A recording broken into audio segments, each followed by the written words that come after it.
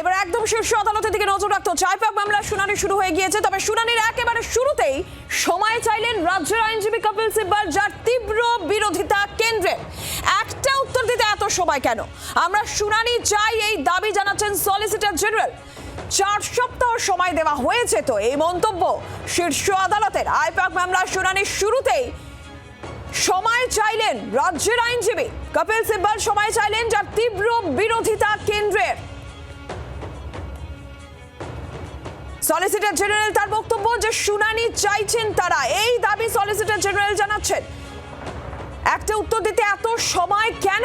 4 সপ্তাহ সময় দেওয়া হয়েছে, এই মন্তব্য শীর্ষ আদালতের। আমরা জানবো গোটা বিষয় নিয়ে।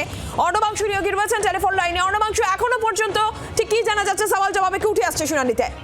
দেখো, সেটা হচ্ছে আজকে কপিল সিব্বল তিনি আজকে সময় চেয়েছিলেন, যে সময় চাওয়া কেন্দ্র করে সলিসিটর জেনারেল তুষার মেহতা তীব্র অপোজিশন দিয়ে তিনি বলেছেন যে এইভাবে 4 সপ্তাহ কেটে গেল, তার এখনো প্রস্তুত হতে পারলো না। যখনই মেনকা গুরুস্বামী তিনি বলতে শুরু করেন, তখন সুপ্রিম কোর্ট বলে যে না, আপনারা শুনবো, হিয়ারিং শুরু হোক। সেই জায়গায় দাঁড়িয়ে আজকে সলিসিটর জেনারেল তিনি বলেছেন যে যেভাবে রাজ্যের মুখ্যমন্ত্রী তিনি গিয়েছেন এবং তথ্য নিয়ে এসছেন, সেটা কোনোভাবে গ্রহণযোগ্য নয়।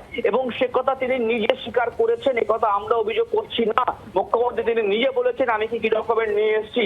এই সওয়ালটা এখনো পর্যন্ত হয়েছে, কিন্তু কপিল সিব্বল তারা চাইছিলেন আরো কিছুটা সময় উত্তর বা ইডির যে অভিযোগগুলি ছিল সেই অভিযোগের পাল্টা প্রত্যুত্তর দেওয়ার জন্য। কিন্তু হিয়ারিং প্রসেস শুরু হয়ে গিয়েছে। এখন সলিসিটর জেনারেল তিনি কিন্তু সওয়াল করছেন। অর্ণবাংশু, নজর রাখো। ধন্যবাদ। বাংলার আওয়াজ, বাঙালির আবেগ, জি 24 ঘন্টা।